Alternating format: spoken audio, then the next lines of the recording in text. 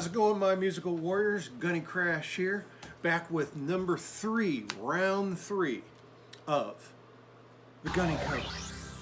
And today we're going to talk about kind of a neat and fun and interesting story. It's about my last station, what is also known as your Twilight Station. I joined the band down in New Orleans. I had joined the band in 2015 down in NOLA, and just as soon as I had gotten down to the band and got myself settled in, we took off on a tour. And it was a tour of the Middle America, so we went up into, we went to North and South Dakota and a couple other places, but it was actually there that this story takes place. I was a new gunny to the unit, euphonium player, so as a gunnery sergeant, I was put in charge of the brass section. The band's enlisted conductor was at that point still there, and so he was just about to leave. So I just came, filled a position as a player, and we went on tour. So I was put in charge of the brass section. So anyway, I had a great group of guys who were ready to have a leader that was not quite as, let's just say, strict and overbearing as what they had. And that is just not my style. So what I brought was just kind of a sense of fun. And so the story I'm going to tell you is about an award that we created. And this was called the Moenkedick Award. Now, where did I get this thing from? Well, we were in South Dakota, and we were staying at a hotel, and our enlisted band leader at the time was not happy with a given performance, and rightfully so. The band did not play very well at this particular performance. Well, I would say the band played well, just not to the standard that we should have. All right, now because we've gotten a lot more better, we've got a lot more sophisticated with my videos. You're going to see some new camera angles today. All right. This camera angle is known as the walk and talk. So you're in the middle of a story about the Moenkedick Award, and pretty soon I'm going to get back to that story, but I had to do the quintessential walking angle. So anyway, he told us that all the sections needed to go and do a sectional once we got back to the hotel. So we grabbed the first room that we can find, got permission to go in there, and it was basically a conference room. And a conference had just gone on that day, and this was a name placard that I found on one of the tables. And you know, the funny thing is this can't be somebody's name. Somebody had a sense of humor just like mine. So anyway, we grabbed this, and I jokingly told my Marines, I said, you know, we should come up with an award, the Moenkedick Award. And what the Moenkedick Award means is that you had a horrible performance. You, in fact, had the worst performance of the brass section. So the object of the Moenkedick Award was to not get the Moenkedick Award. Now, the thing is, you know, these Marines were burnt out at this point. They had been browbeat, they had been just chastised, and they were ready for some positivity. So I took this opportunity to do some creative leadership. And so that is why I decided to do this award. And so starting at the next performance the following day, which was a parade, we were all on the lookout for mistakes within the brass section. Could be plane mistakes, could be marching mistakes, could be just about anything. Uniforms, anything that we should be correcting with each other to be better Marines and better musicians. And so once the performance was over, we got together as a brass section and we started talking about things that we saw that could have been improved. And so the guys are telling me about the different things, and we came up with what we considered was the worst mistake that someone had made. And if I recall correctly, one of our Marines had somehow gotten out of step, which you just don't do as a Marine. And so he received the Moenkedick Award. And so he had to carry this with him at all times. And I actually got the idea from when I was at Central Methodist College. Back in the 50s, they had this award that they called Egbert. Egbert was basically a picture of one of the former directors of the band, and then under it it said Egbert. And so if somebody made a horrible mistake in the rehearsal, they had to wear this thing, which was about this big. They had to wear it around their neck all over campus for a day. And so obviously it was an award that no one wanted to get. And so that had given me the idea of the Moenkedick Award. You might be wondering, why does it look like that? Well, it got washed a few times before we put a plastic covering on it. So basically the Marine had to have this on him or her at all times if they received the award.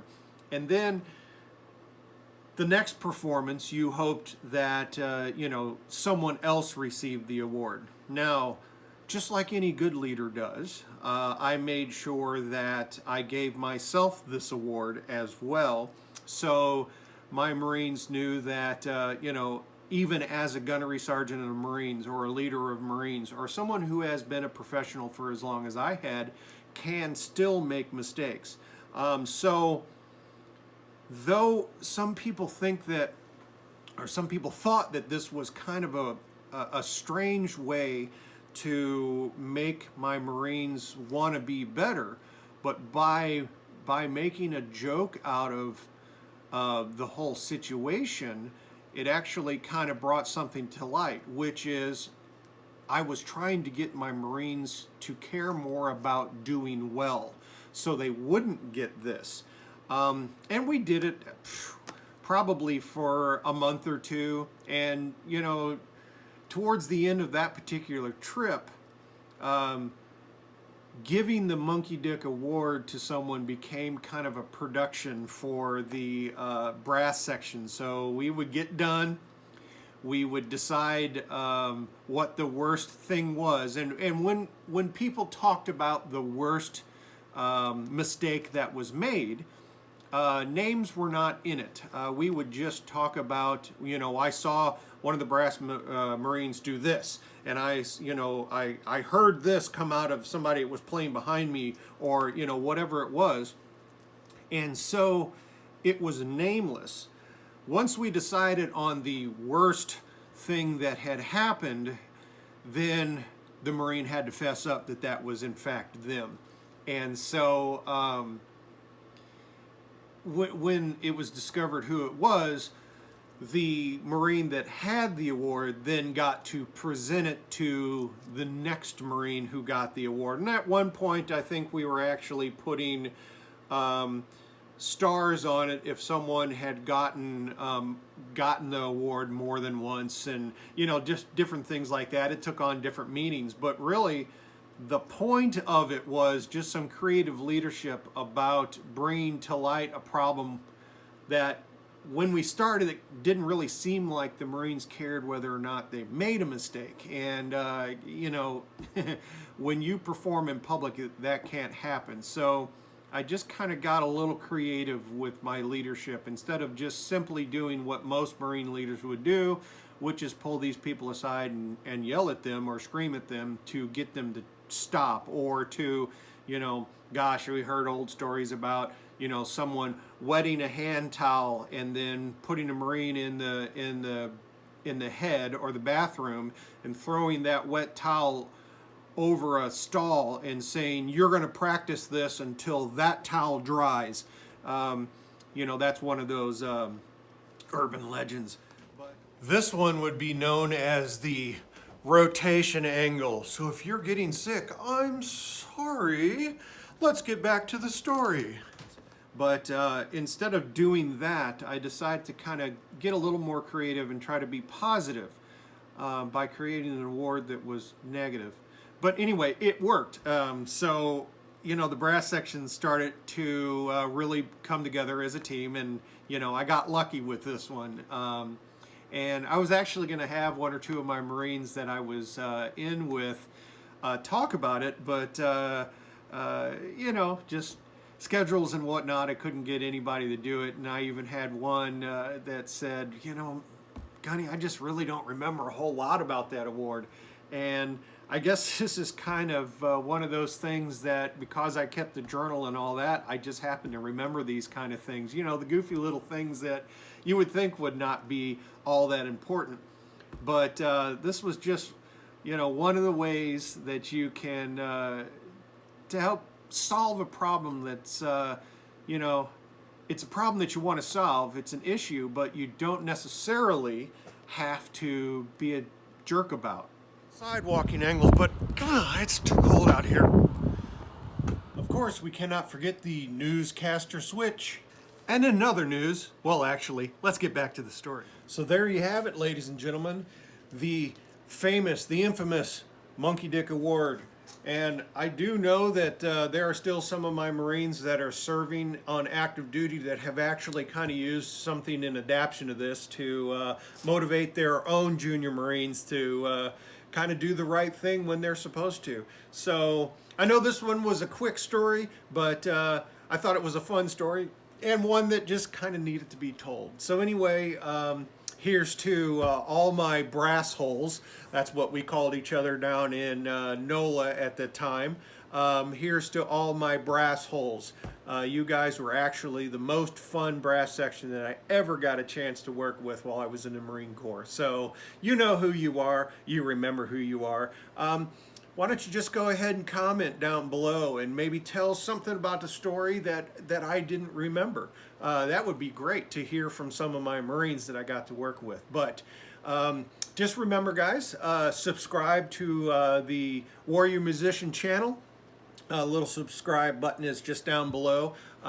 Check out some of the other videos I have with my teacher Tam or with the Dad Pool Derby, and see if there's some other stuff that you would like. And you know, if you have something that if you're one of my Marines, or you have questions about being a Marine musician or something like that, just comment below, and I could get to talking about that maybe in the next round of the GunnyCover.